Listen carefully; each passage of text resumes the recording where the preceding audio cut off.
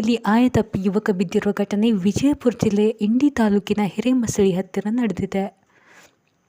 ಹೀರರ್ಗಿ ಗ್ರಾಮದ 28 ವರ್ಷದ ಯುವಕ ಮಹಾದೇವ್ ಮುಂಡೋಡ್ಗಿ ಕಾಲುವೆ ನೀರಲ್ಲಿ ಬಿದ್ದಿದ್ದಾನೆ.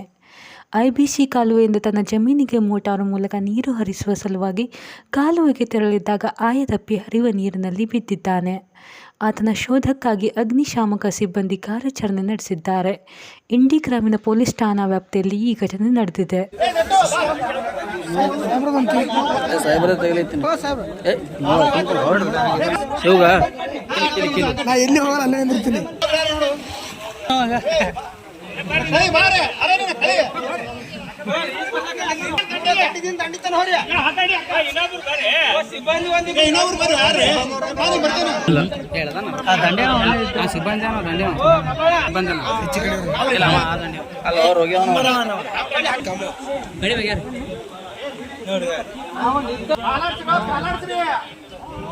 ಉಣಿ ಅದು ಇದು ಅದಾವ